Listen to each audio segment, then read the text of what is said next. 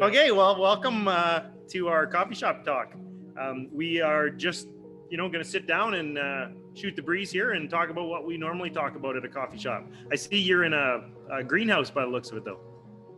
With the timing of when you wanted to have this interview, and I don't have much growing out in the fields right now, so I like having something green behind me when I'm talking, if we're going to start talking farming.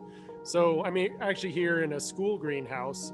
We've been working with one of the local FFA chapters, and they're growing potatoes for me.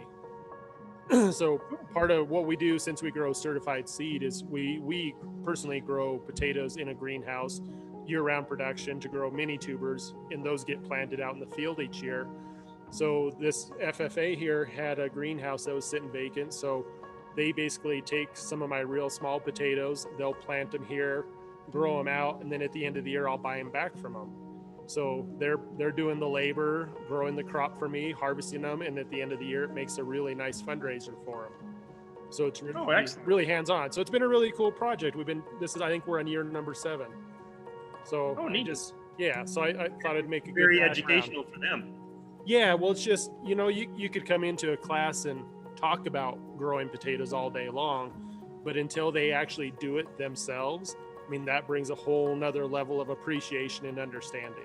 So, they go through the whole process, and it's a full certified crop. We get inspectors out here, they certify the crop just like they would on my greenhouse. And so they get to interact with the inspectors, they get to interact with me, and hopefully they get think a little bit about where those potatoes will end up. So, yeah, I think it's a really good opportunity. That's cool. Very cool for them. We're starting to work with our high school too. I went in there last year and did a little presentation, and then after, the vice principal came up and asked if we would help set up an ag program for the school there as well. Do you guys have an equivalent to FFA up in Canada? I'm not sure what it is. What is FFA? So it's the Future Farmers of America. And so it's something that the schools here can work on, and it's really trying to gear the kids up for a future in agriculture. So they have different programs, and it's supposed to give them some opportunities to go out and get involved with agriculture in the community and doing different projects. And so, obviously, FFA, I knew if you guys had a program, it'd have to be FFC or something. Yeah. I just didn't know if you had something that was along those same lines. Yeah, we've got Canadian Young Farmers. We've got a few different groups around. We've got Young Agrarians, some different groups that are around that are encouraging young people to get into farming. So maybe not as structured or through the government, but there definitely is a lot of programs for young farmers. Yeah. Good. So, Brendon, just for the all the viewers out there, give me a real quick synopsis of what your operation is, where you're at, and what you do. I'm in center Colorado, so that's the south central part of Colorado. We're pretty high elevation, so we're 7,600 feet, and we're technically desert, so we're less than 6 inches of annual precipitation. So everything's obviously irrigated here. Without irrigation, we would not be farming here. We grow potatoes. We focus on specialty potatoes. Usually have about 25 different varieties. We do them both for fresh market and for seed production. We sell the seed all across the country, really focus on seed catalogs and smaller farmers. The things that kind of make us stand out is I am on a 2-year rotation. So I rotate my potatoes with a diverse cover crop. It's about a 16 species mix we got growing right now. The main reason we did that was for water conservation. We started bringing in cattle to graze on top of the cover crops, cattle and sheep. Actually, we had both out there this year on different fields. So that's been really good. Bringing in the cover crops was our introduction to plant diversity. Really saw a lot of value there, so became obsessed with it. So I started bringing in diversity into the potato crop as well. So I plant companion crops in my potatoes. I plant 4 different legumes and buckwheat directly into the potato crop. And then since we are growing certified seed, managing aphid is a really high priority. So the way I manage our aphid is by planting a lot of flowering plants on the farm to provide habitat and a food source for the beneficial insects. And hopefully that's enough to manage the aphid for me. So that's us in a nutshell. Excellent. Perfect. I guess a quick description of our operation. We're from near Edmonton, Alberta. Our company's called Greener Pastures Ranching, and we do a custom grazing operation. So Compared to your operation, it's pretty simple. We just graze cows on pasture. We Right. just do a lot of rotation, and we are working with some grain farmers as well. I've got one grain farmer who's actually really excited. Been working with him on and off for quite a few years, since 2002 actually, grazing his salvage crops or things that it didn't work for him. Then we bring our cows in there, but 2 years ago, he came to me and said that he wanted me to take over a piece of his land and then have cows there on that pasture to be able to move those cows onto his grain land. And he wants to be able to cover all of his grain land with that. So we do both, working on the grain fields with the neighbor, and we do a rotational grazing system. So our system's a little bit different than most because we don't own the cattle and we actually don't own the land. We're pretty close to the city of Edmonton, and land values are really high. So it just doesn't make sense. Agriculture can't pay for that. So we lease all of our land. We lease about 3,500 acres, and we bring in custom cattle, kind of like a private community pasture. So that's us in a nutshell. Okay, so that's one thing I was trying to remember from when I did hear your talk is you don't own the livestock that you're managing. Is that correct? Yeah, we bring in custom cattle. There's sometimes I have a year-round herd, so I will take a herd on and I'll manage the whole herd, calving, feeding, grazing, everything. And then other years we just do the summer. We might not have any animals during the winter, or we'll bring in a different herd for the winter because we have a swath grazing available or something. So it changes up lots. We're pretty flexible, and customers come and go. And but yeah, we never seem to have trouble finding customers. Well, good. And that's one thing that was a challenge for us when we wanted to get animals out on our farm is I really didn't want to go own livestock because I need the livestock, a couple months out of the year, and I really didn't want to raise them the other 10 months. So it was really finding a guy that had the livestock that needed the feed when I had the feed available. So we're real fortunate in finding the guy we have that comes out, and the size of his herd matches up really well with our acreage, and just we've had to learn to kind of coexist a little bit, I guess. As the farmer, I've got certain goals, and as the rancher, he's got certain goals, and we just kind of had a little bit of give and take. Ideally, on my perspective, if his herd was 10 times the size, if he could come in and be in and out in a week, that'd be great. Yeah. But that's not realistic for him. So he has to come in with his size of herd, and we have to figure out how to manage it to meet that. And we've been doing it for several years now, and I feel like this year was pretty stress-free, and I like the end results. I really like growing the potatoes after the animals have left, and that part of it I really like. So it is a little extra work on my end, but it's worth that effort. Plus he's paying me some pasture rent. So that's a nice incentive there too, because I'm going to grow the cover crop either way. So if somebody wants to pay me a little bit to have the livestock out there, that's just a bonus for us. And then you get the biology with the livestock too. Big bonus. Yeah. And I do feel like that's one thing where I argue with guys a little bit. People see the manure that's out there after the cattle have left, and everybody automatically thinks, oh, that's great that you added fertility to your soil by doing that. But really explaining to them, I haven't added anything. All I've done is cycle what's already out there. So I still have fertility inputs that I have to come in with later on to offset what I've removed through harvest. But just having them running that crop through the animal, it's amazing what it does biologically. Like I said, it's been great for soil structure, the carbon, the fertility, all of that's been great, but it's not replacing some other input. Yeah, the biology from the herbivore has a symbiotic relationship with the soil biology, right? They work together, and that's a huge bonus that most people don't get, right? Yeah.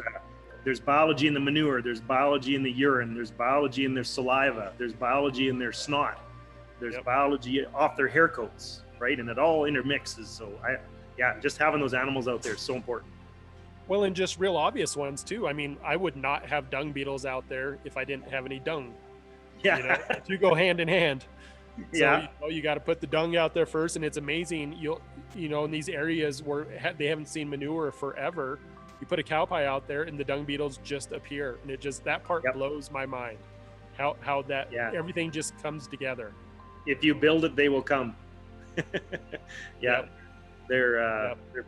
they're pretty mobile, those critters. Yeah, that's just really good. So once again, it just, like I said, we were talking about basics and keeping it simple, right? I mean, it really is that simple. Put some manure out there. You can really keep it that basic. Yeah, the best manure composter you'll ever have, Yep. or the best compost tea Yep. applicator you'll ever have. Yeah. Well, and that's one place I've always kind of struggled a little bit too, is just vermicompost, right? Running compost through worm beds. It has its place. I've used it in greenhouse situations before. In this environment, you see some benefit from it, but just the time and energy that goes into making this vermicompost, whereas I'm like, well, can't we just put the compost out in the field? And if you have a good population of worms, you're going to end up there, right? Yeah. So I don't necessarily see the benefit of putting that extra time and energy in expense into some of those things when we can accomplish it in more economic ways. Yeah, for sure. Let the cow do the work for you. Yep. So when we have coffee, when you go to the coffee shop, you're supposed to talk about the neighbors, aren't you? Oh, sure, we can do that. Well, what do you want to know about them? I got some dirt. Yeah. The problem is with the coffee shop, it always ends up being negative. So my challenge to you is tell me something positive about one of your neighbors. Well, there's a whole group of young guys, younger than me, that are doing some good things around here. And when I started making some changes on my farm, the reception was a little cold.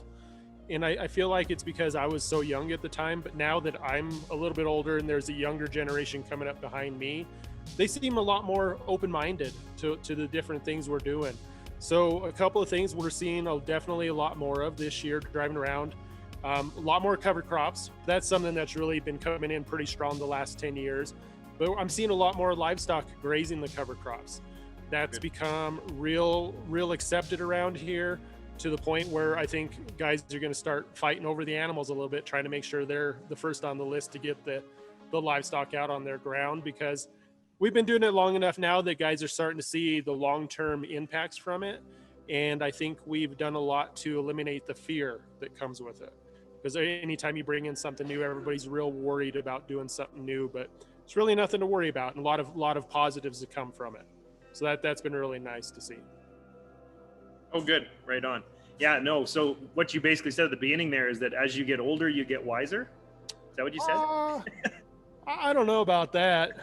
You would hope some wisdom comes along with the age, for sure. So one question for you. Sure. How did you get into regenerative potato farming? Like what was there a certain time when it just switched? Was there a presentation, a person, or something that really kickstarted you?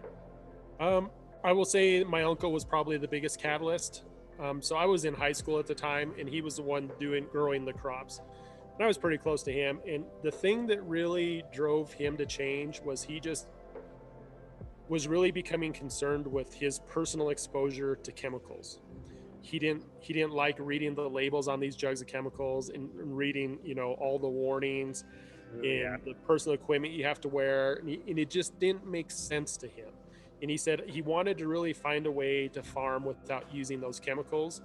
But he also knew at the time that we couldn't just stop using those chemicals if it was a dysfunctional system. You remove those tools from a system that's not working properly, and the whole thing has the potential to collapse. So that's where he really tasked me with, he said, we need to figure out ways to farm without this stuff.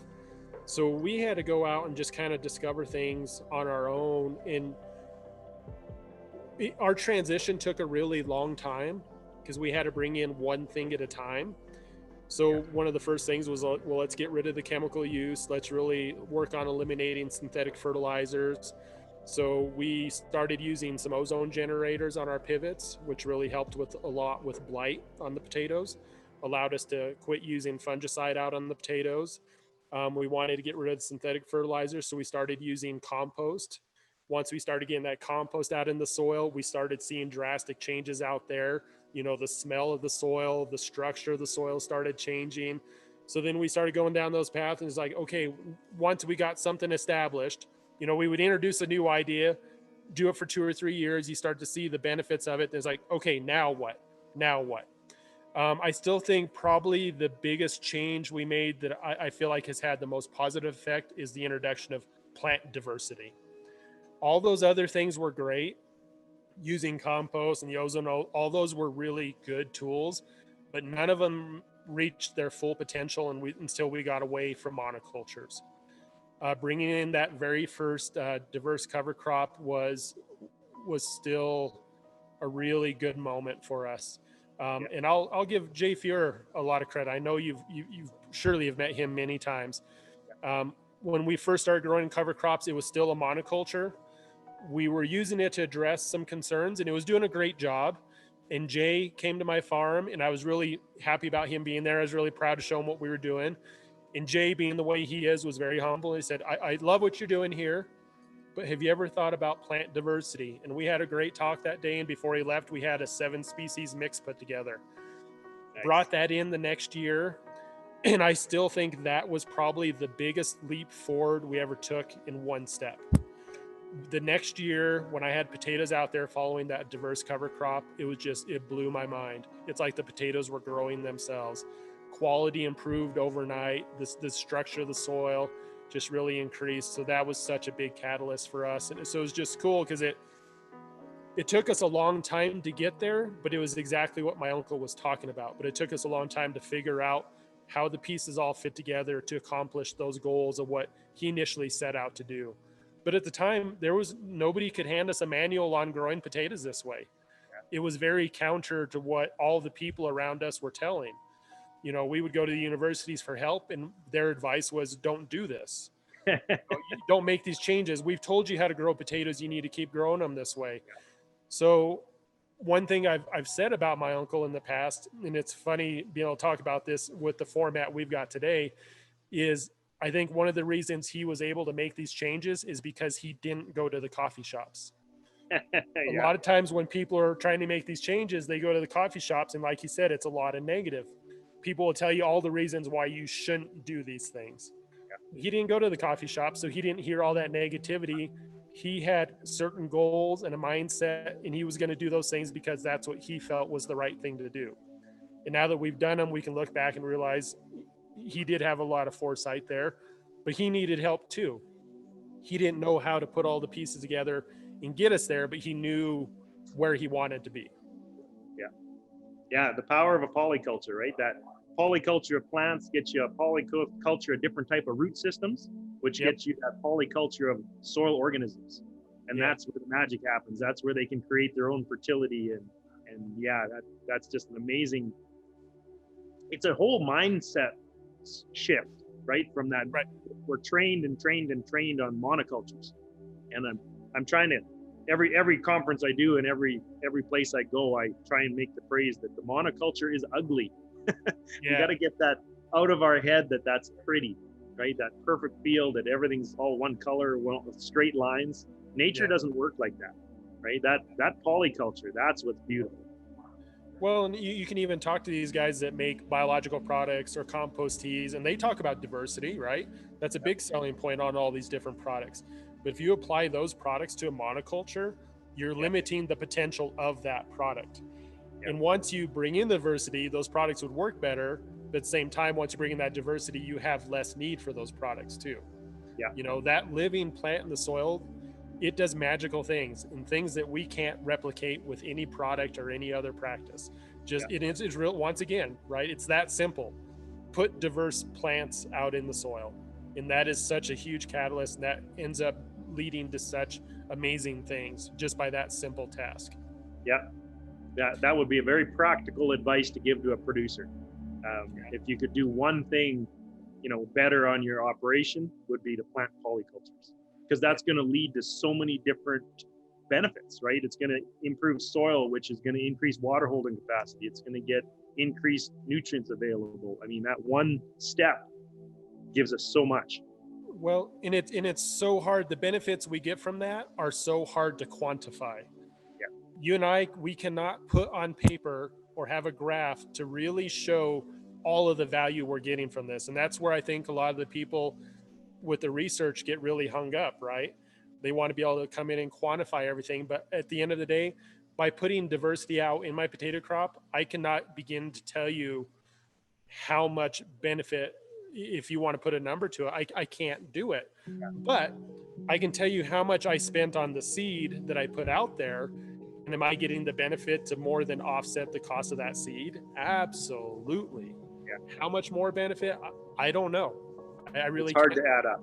Well, and I think and you have short-term gains and you have long-term gains too. I'm still seeing benefits from things that we brought in 10 years ago. And that's my soil is still improving. And I think that's what's really exciting too. We haven't plateaued. We haven't reached that level where nothing else, it's not gaining anymore. We are still continuing to see more and more benefit. And that's really cool to see. Modern agriculture needs to be measured in, above ground yield this year, right? What did we produce this year? I think regenerative agriculture, we need to add in, below ground yield and long-term benefits, because there's so much more to it than just, the yield you get this year above ground. And I don't think we talk enough about the human health benefit that come along with these practices either. Yeah. With a lot of what's going on right now with the coronavirus and everything too, one thing that's really bothered me is, they want to vaccinate everybody, isolate everybody, but at no point have I heard the conversations about let's improve our health so if we are exposed, we can handle it better. Yeah. And I think you said you had some immune problems early on. Yeah. You've taken steps to make yourself healthier. So do you feel like, are you to the point now where you could handle something like that better? I think so, right? Like, yeah, exactly. I mean, we're improving our health. Right. That's what we need to work on is the prevention. Exactly. Right? Like, there's more money. I've said this in agriculture in the past, in health, food, and everything. There's more money in the cure than there is in the prevention. Yeah. So that's why there's so much emphasis put on curing things. Whereas if we could do the prevention, right, take some steps ahead of time and prevent the disease or the problem from occurring, it's so much cheaper. But of course, the big companies don't make very much money off that, so they don't want to promote that. Yeah. Well, I just got done listening to a really good podcast. It was a Joe Rogan podcast, and he was interviewing Paul Saladino, and he is a big advocate for the carnivore diet, right? Yeah. And he really opened my eyes to, he was talking about why is the perception of meat consumption so poor in our countries? Yeah. And he said the biggest reason why is because the sugar industry put so money towards convincing people this, so it took the heat off of them. Yeah. And it just, we're dealing with so many lies and misconceptions, and we just have to get back to those fundamentals again. Like I said, taking care of the soil, that's what we need. We don't need these chemicals and products and all these other things. It's more about practices than products.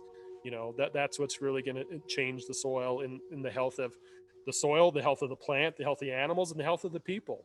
They are all going to thrive or diminish together. So we had a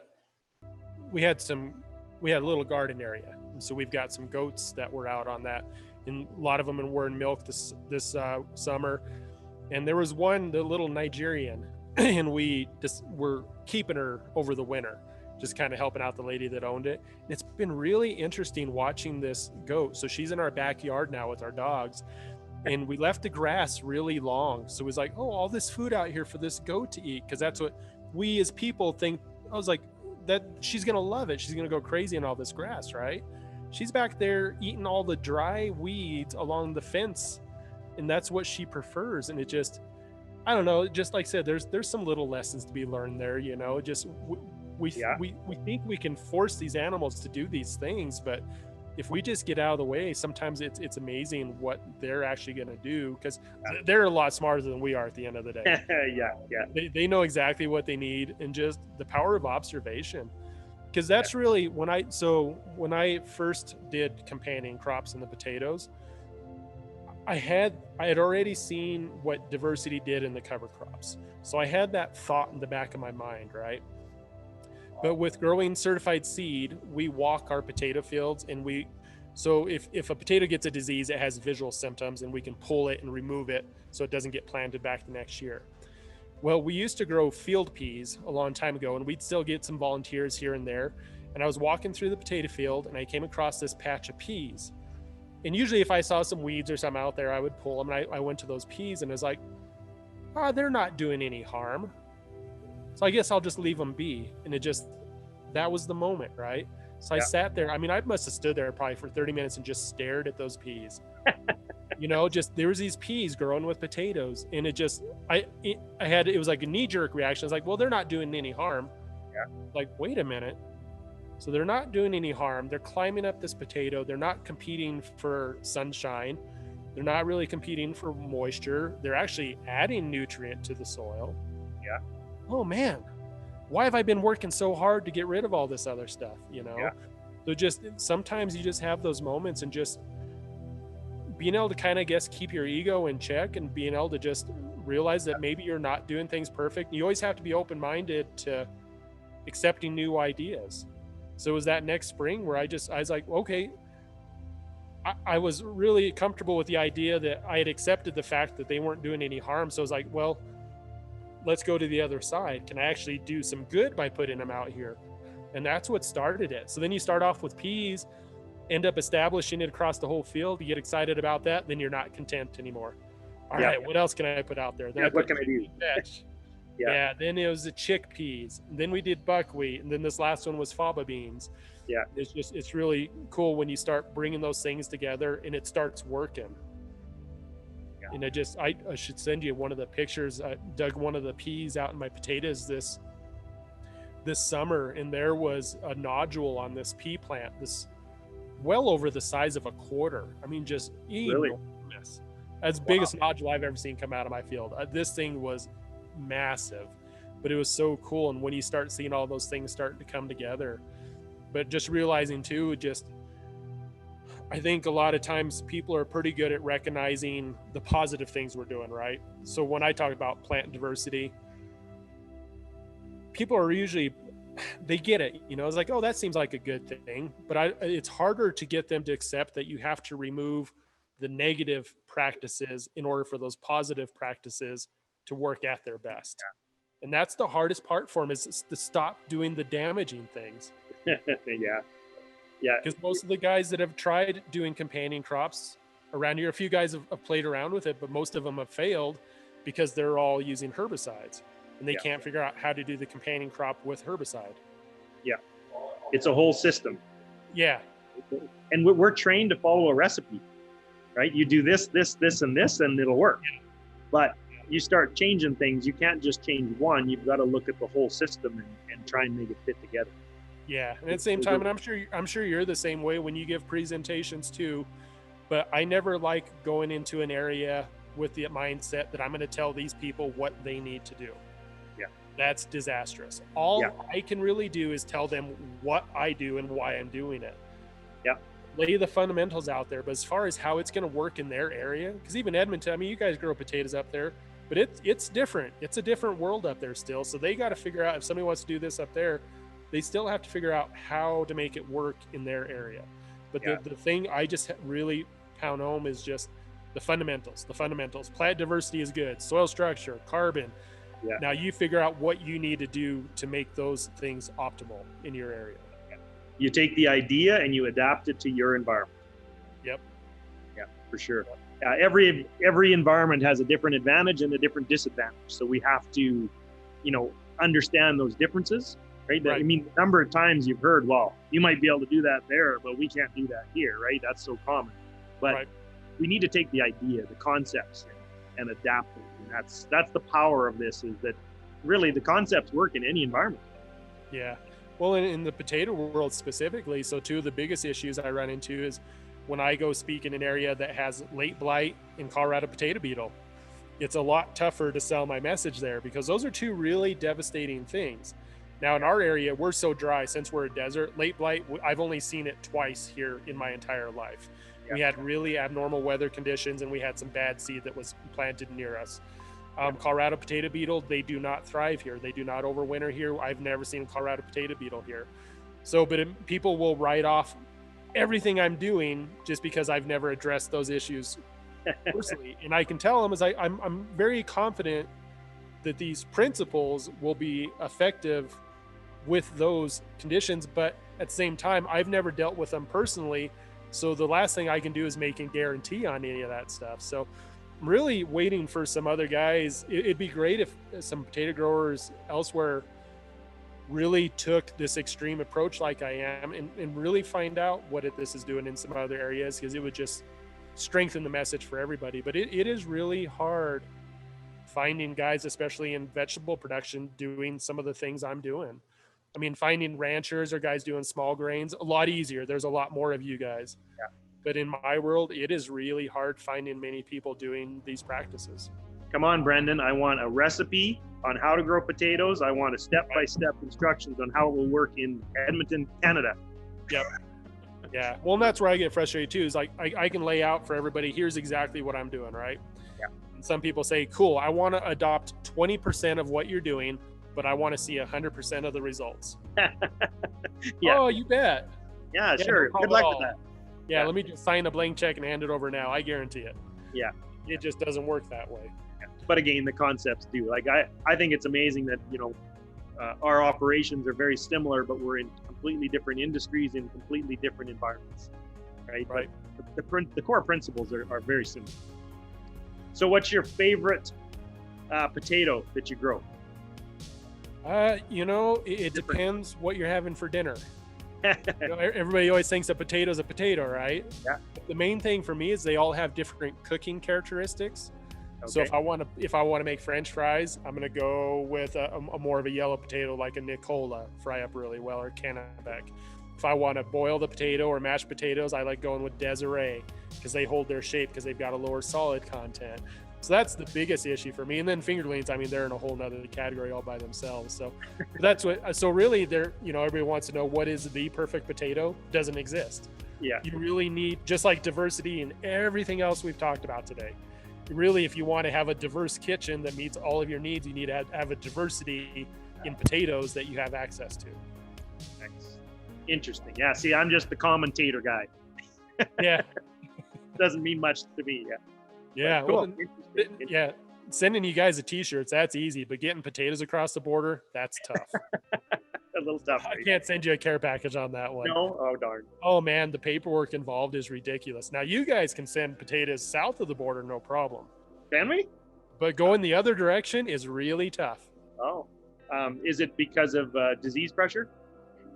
We don't have it much up here. It's more to do with politics. Yeah. When I was up in Edmonton talking to potato farmers up there, they said, we love NAFTA. They said NAFTA made it so easy for us to ship potatoes into your country, but it makes it really hard to get them back up here. Oh, okay. Yeah. So it's politics and paperwork. That's the only issue. Okay. One of the things I was told from a potato grower up here is because we don't grow very many potatoes, potatoes is you know, it's desirable to come from here because there's no, you know, the disease pressure isn't here near as much as in, you know, higher growing potato areas. So, I mean, yeah, well, and as far as being a seed grower, that's one of my bigger challenges here is you look at certain states and they have commercial production areas and they have seed producing areas. And isolation is huge when it comes to managing disease in potatoes, but we truly are a commercial area here and we're trying to grow seed in a commercial area. So I'm surrounded with a lot more inoculum. So that's where the aphid pressure really causes problems. Is the biggest problem we deal with is virus in potatoes, and we have to meet certain tolerances. So since I have certified seed, it doesn't mean my plants are 100% virus free. It means they meet certain tolerances, which means I have less than 1.5% of my crop is less than 1.5% of my crop has virus in it. That's the tolerance we have to meet. And so if an aphid lands on a potato plant that has a virus in it, they'll feed off of that plant. And then when they go feed off of a potato plant that's clean, when they stick their stylet in that leaf, that's when they infect that potato with that virus. Yeah. And usually if they feed off of 2 or 3 plants after that, at that point, the stylet is cleaned up. And so if I'm surrounded by fields that might be 80% inoculated with virus, any aphid coming in more than likely has that virus in its body. And so that's one of the other things that has really been nice about the diversity in the potato crop is if I have other plants out there for the aphid to feed off of before they get to my potatoes, that's another tool as far as having them clean their stylet before they get to the potato. And usually when I have companion crops out there, if I do find aphid, they tend to be on the companion crop instead of the potato. Yeah. But when you have a monoculture out there and the aphid come through, if the potato is the only option for dinner, that's what they're going to have. But they really don't prefer that. That's not their preferred diet. So giving them options and giving them places to clean up, and then plus the pollen and nectar for their food source and habitat. I mean, it just rarely is it one thing, because when we deal with problems, they're very complex problems. But I think that's where we've run into troubles. We have these complex problems, but we think somehow we're going to find simple solutions. So for every problem I have on my farm, I like having more than one thing I'm doing to solve that problem. Because if I have more complex solutions, and I don't mean complex as far as hard to pull off, but I have several different tools working together at the same time. That increases my chance of success as far as dealing a complex problem. Yeah. It's not as easy. It's not just following a recipe. Right. But at the same time, but it is easy. You know, that's where we get conflicted, right? We just talked about it's a complex system, but correcting that system can be very easy. Put plant diversity out there. That's the foundation of it. I mean, start there. We would solve so many problems in agriculture by simply getting rid of monocultures. That would be a huge, huge step. Then all the other problems, I think, would be much easier. Yeah, right there is why our presentations were so similar. Yeah. Get rid of them. Yeah. If of all the things I'm doing right now, if I was forced for some weird reason to get rid of some of the practices, the one that would be the last to leave my farm would be plant diversity. That's how strongly I feel its presence is on my farm in my operation. Okay. So you probably just answered it. I was going to ask you, what would you say to the local grain farmers around me who are resistant to the idea? They're traditional grain farmers.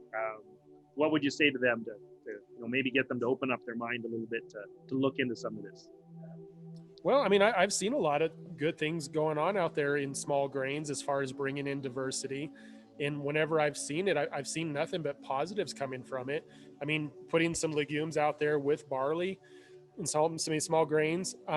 So we're traditionally the area where we are, there's a lot of malting barley that is grown, and most of it goes to Coors Brewing Company. Yep. And so they've got a research farm that was like 5 miles from us. And one of them came to me one time and they knew what we were doing as far as soil health and all this stuff. And they had some pressure from the corporate level, and it came down to them, you guys need to do something with soil health. It's a good PR move. Yeah. And so we set up some trials, and we did some different plots out there with some different clovers and legumes out in the barley, and they saw great success. Early on, so they did some different clovers. They did chickpeas and some lentils and all these different things out there. And it was funny, like I said, the mindset shift, right? So one of the concerns was, how are we going to use herbicide if we have this diversity out here? And so they said, well, for the sake of these experiments, we just won't use that herbicide because we want the companion crop to thrive. Yeah. So they plant some diversity out there. And then at the end of the year, they realized, well, by having that diversity out there, we actually had really good ground cover, and we never had any weeds to come up to begin with. So we really didn't need the herbicide. Yeah. See, they had to get tricked into getting there. Then as things came along, they saw some really good things with yield. The biggest challenge was just harvesting the crop because the barley was dry, but some of the companion crops were still green. Yeah. Moved to a stripper header. There was ways around that. They felt pretty good about it. They had the different plots out there harvested separately. And here's where it got real fun is they malted them all separately and brewed small batches of beer with the different barley. Yeah. And the one that was grown with the yellow sweet clover had a different flavor to it. And they all thought it was very pleasant. Wow. Interesting. Yeah. I love sweet clover. But all it took is they had just had to open up their minds a little bit, and they had to be willing to try something. So the fact that the sweet clover plant was grown beside the barley plant changed the flavor in the barley beer. That's what they said. Every single one there that was sampling it, the beer tasted different, and not in a bad way. They said, "Oh, that's pretty good. And it must have been strong enough for, I mean, for it to come through that whole process. And that kind of amazes me. I mean, to go through that brewing process and have that flavor go all the way through there is Yeah. pretty interesting. Yeah. And then the other thing I thought was interesting, driving by the next spring, let's see, it was probably in the fall after that barley crop. I knew where they had their plots out there. You know, it was a full circle, but they had smaller plots out there. And we get sandhill cranes that migrate through here. And out in their field, there was this rectangle of cranes out in the middle of this round field. And it's because they were all landing in, they had a food source out there where those, it was I think it was probably the lentils or something, went to maturity, and they had some seed out there to feed off of. It was funny, those cranes were crammed into that box where they had that plot out there, you know. So that's what's really nice about just taking these different approaches, is sometimes it's surprising what other benefits you might get by just opening up your mind a little and taking a different approach. And I think it's great when you can see that. Yeah. And I think there's potential around here with some of this barley as far as when it's harvested. If you could get a companion crop established in these grains, harvest off the grain, and then you still have something green underneath, then the guys with the sheep and the cattle have something, another, you know, some feed value out there. So what if you could get some pasture rent by being able to come in after the barley and graze off the green that's underneath there? We actually did that experiment with the Gateway Research Organization this year. We had a wheat crop. I think it would have worked better with barley, but we had a wheat crop and seeded it. He's a traditional grain farmer still, so he wanted to spray it. Once it was sprayed, we went back in and we interseeded a companion crop with it. So we did a couple of different experiments with that. We did one just as the straight monoculture as the base comparison. We did one with 4 additional species plus the wheat, and then we did 7 species plus the wheat, and we did 16 species plus the wheat. We had a very wet year this year, and I think a bunch of it flooded, so we didn't get our results that we wanted. Right. The wheat did okay, so it didn't hurt the wheat crop at all. So the grain farmer side was still happy, but there wasn't quite enough to go out there, you know, worthwhile for me to take cattle out there. But the positive for the grain farmer, he still had that diversity of plant roots growing out there late into the season. Yeah. So even without the cattle going out there, he's still going to get some benefit out of that. We're going to try it again, but the experiment kind of didn't work. But you learn just as much from the failures as you do the successes. So we're at it. Well, and it's funny you talk about being too wet. Now that's a problem I rarely have to deal with. You know, if we get a 2-inch rain, that was quite a deluge for us. But I was talking to somebody earlier this morning about soil structure. You know, so when I talk about all the subjects that always come up first for me is plant diversity. Then following that is carbon cycling and soil structure. So we were talking about soil structure and the value of it. And I think what's so great about things like soil structure is great in my area where I usually have a lack of water, because I want that high infiltration rate and I want a high water holding capacity. But then you talk to somebody in an area where they tend to have too much water. Guess what the solution is? Good soil structure. You know, so I think it's great that soil structure works on both ends of the spectrum. So it's a goal that we all have. It's not like some people in one area want good soil structure, but in some other environment, you actually want poor soil structure. I mean, I've yet to run into that guy. You want good soil structure no matter what. Yeah. The problem is that the modern day solution to that is drainage, right? Yeah. Drain it, ditch it, let the water run off instead of let it infiltrate and hold on to it and let it soak away. Right. We're trying to drain it, and that's just causing all sorts of other problems down the road. Well, right? I think that's one. Yeah, and I think that's one thing both of us do well in our presentations is talking about getting away from that linear thought process, right? So here you have a waterlogged soil. The solution is very direct. Oh, put in drainage, problem solved, right? No, what it means is getting some diversity out there and building soil structure and getting carbon, doing these things now so you don't have the problem later. And that's one of the bigger challenges is guys want that quick fix. You know, give me the Band-Aid, let me fix this, I don't have to worry about it. And you have to invest some time and some thought into these things if you want actual solutions to the problems. I think too often we're too content to avoid the problem. Where you and I, we like to solve the problem. Yeah.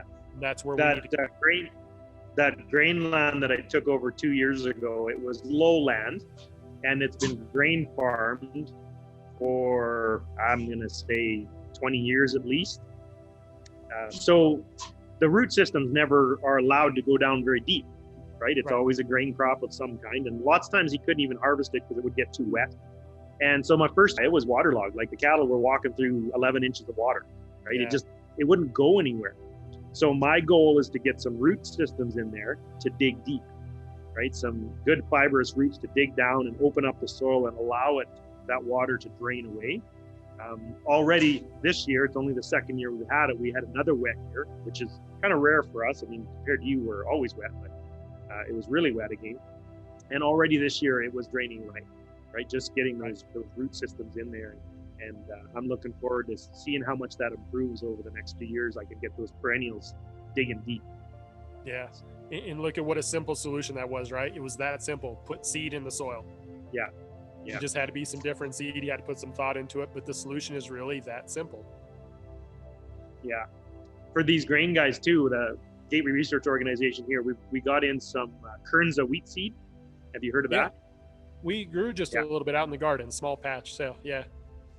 Well, it's really hard to get the seed up here in Canada. Across the border is a difficult thing, but I got a little bag full of it here a year or so ago, and we seeded some trials with all the other grains too, right? So we're going to see how that does. We've got a perennial rye and we've got a perennial wheat. I think that's going to be an amazing tool for, regenerative grain farming in the future. And that root system on that Kernza wheat, man, I love that picture going around where that root is about 8 or 9 feet deep. Yeah. That's what we need. Yep. And it's, these ancient grains back when we weren't as involved at screwing things up. We've done a really good job in agriculture and making things really tough for ourselves now. Yeah. So going back to those fundamentals. So a lot of it for me is just, when you talk to other potato farmers, every single year we have the same conversation. They went to some meeting and found out that EPA is going to come in and outlaw some chemical. Yeah. And these guys get real nervous and they think we can't farm without it. And I have to sit there and say, what does that chemical do? Because I'm already farming without those chemicals. So I'm really trying to encourage them, figure out ways to not have to rely on those. So if they ever get removed, you're not as worried about it. Yeah. But once again, if you're working within a dysfunctional system, you are going to be more dependent on those Band-Aid type tools. Yeah. So we have to fix from the ground up, fix the system. I was in a discussion here a while ago and we posed the question, what would you do if there was a 50% increase on the price of fossil fuels? So that would mean the fuel you burn, but also because the fertilizer and chemical companies use fossil fuels to make or manufacture that, those would all be increased by 50% too. So fuel, fertilizer, chemical, fungicide, pesticide, all those, a 50% increase in that. How would that change your farm? Right. I did my math. It would raise my expenses by $6,000 on my whole farm. Wow, that's not bad. So not a big deal, right? Yeah. Whereas I could live with that. Yeah. Whereas that's going to cut into some pretty slim margins on other operations. Oh, it's going to destroy some like some of the fuel bills alone. Yeah. Fuel, fertilizer, and chemical bills on some of these big grain farms. If you increase that by 50%, that's $100,000. Yeah, there goes all your profits. So yeah, that would be, and that could happen, right? Could happen in a heartbeat. Yeah, unfortunately, I think we are that vulnerable that could be an overnight situation. Yeah, throw a tax on that, a green tax on all fossil fuels, man, that could hurt. Yeah, somebody drops a bomb in the wrong neighborhood. I mean, it could set off a chain reaction like that. Yeah, we even talked about that. We've got our big oil in Alberta is Fort McMurray. Probably heard of Fort McMurray. A couple of years ago, there was a huge fire up there because it's all wilderness up there, right? It's all swamp and trees. And there was a huge fire that broke up out there, and it was close. They evacuated the entire city of Fort McMurray, right? Almost those refineries could have been burnt to the ground, right? If that would have happened, like that's a major source. I mean, the price of fuel would have gone up, even if we probably would have, wouldn't have even had fuel in some places because it wouldn't have been able to be delivered. right? It would have just totally crippled the whole system. And can you survive without fuel? What if you couldn't buy fuel for a month? Well, how would your farm operate, right? A few years ago, we put our shop on solar power, not to be environmental, but to be sustainable, right? If we lost power for a month, my deep freezers are still running. Yeah. So, I mean, it could very easily happen. Even if it was just taxed though, and the price of your fuel went up, can your farm still operate? Can you still make that happen? Yeah, and one of our biggest vulnerabilities here is electricity, just because since we are irrigated with all the center pivots, if we lost power to those pivots, you can survive for a day or two, but in our climate, you know, when you get a rain up there, you get an inch of rain up there, you guys can hold on to it for a while. But here, I mean, on you know, kind of general rule of thumb is I'm running a sprinkler every 3 days. And without that sprinkler running constantly, we have sandy soils and an arid climate. We don't hold on to it. We don't have that loam and clay out there to hold on to that extra water. So what would happen on your farm if you couldn't get the irrigation now that you've already built your land? What do you mean exactly? I mean, it started as desert, right? When you kind of probably took it over. Now that you've had irrigation out there, you've built water holding capacity, you've got ground cover. How bad would it be? I mean, compared to your neighbors, I guess, if you couldn't irrigate for a year? I think our environment is so fragile here that even with what I've done with our soils, and so you got to keep in mind, so I mean, the neighbors probably have an organic matter of about 0.5%. I've done a good job and built mine to about 1.5. You know, so it might be triple what the neighbors are, but 1.5 still isn't very much. Yeah. I think if we were to remove that irrigation, it would take a lot less time to revert back to that degraded system than the amount of time it took us to build it. The long-term potential, I mean, in my environment with the soils I've got to constantly be building that soil back up, especially in the potato world. I mean, there's tillage in my place. The process of harvesting is always setting you back a little bit. So I have to do all the things I do each year just to stay even and hopefully a little ahead. But if we lost irrigation and didn't have the ability to grow those green plants out there in a couple of years, I think my fields versus the neighbor's field would be almost identical. I think it would degrade very quickly. Your difficulty is maintaining that soil cover. Yeah. You've got to till it all the time. Yeah, and you know, I could send you some aerial shots of our valley. You can tell exactly where the sprinkler ends. We don't have that irrigation. There's nothing growing in the corners. Some years you get a little more rain at a certain time, you might get a little more kochia growing out there or something, but for the most part, if we don't have irrigation, there's not much growing here. And so the world we're living in, and so that's what's funny when you start talking about organic matter, you know, so I've been able to build my soils up to 1.5% organic matter. But when you go and look at the organic matter of the native soils that are beyond the reach of that irrigation, we're talking about 0.0. You know, you need living plants to take that carbon from the atmosphere and add it to the soil. So you remove that one component of a living plant, you completely stop that carbon cycling out there. So without the introduction of the irrigation, we were able to come in and change this landscape. It's a totally different environment that we have with the ability to irrigate. You remove irrigation, this place, the land value would crash. There would be absolutely no reason to be here without You'd have to switch to owning cows. Well, and even then, I mean, they wouldn't have much to eat, you know, and they're not going to taste very good eating rabbit brush and some of that other stuff. So it would not be good at all. And so that's why our biggest concerns around here is water.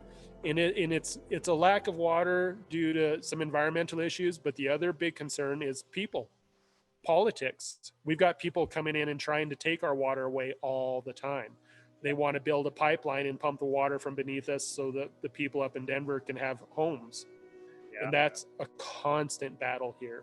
And I don't, you know, those people want some water so they can flush their toilets, but you don't really need a toilet if you have nothing to eat.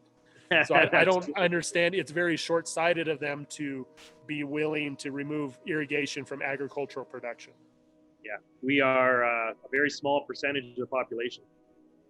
Yeah. The urban centers are way bigger and way more clout than we do. So yeah, and that's the trouble, is if it comes down to a vote, we're going to lose. Yeah, you know, sure. we own more of the land mass, but that doesn't really translate to votes. And we could be devastated in a very short time here if our water is taken away. I said, without irrigation, nobody's making a living here. We would have no other choice but to leave with the water. All right. Well, thank you very much for spending some time with us, Brendon. Oh, for sure. Yeah, I'm happy to chit chat with you anytime. I'm missing the conferences and the seminars that we go to where we get to actually sit down and do this in person. Yeah. It's amazing how valuable that has been to me over the years, is meeting people like you and sitting down after the conference. And I was thinking here the other day, where did I get my education from? Over the last 20 years, pretty well, it's by going to conferences and seminars. Yeah. Whether I'm speaking at them or just attending them, man, that's where I got my education from. So I missed that, and hopefully we'll see you down the road here soon. Yeah, and well, that's one thing I've said constantly too, is other farmers are the number one educational resource for me. You know, there's books and different things or whatever, but just sitting down and talking to farmers has so much value. So appreciate you doing this, and it's always a pleasure to talk to you. Awesome. Thanks, Brendon. God bless. All right. Thank you.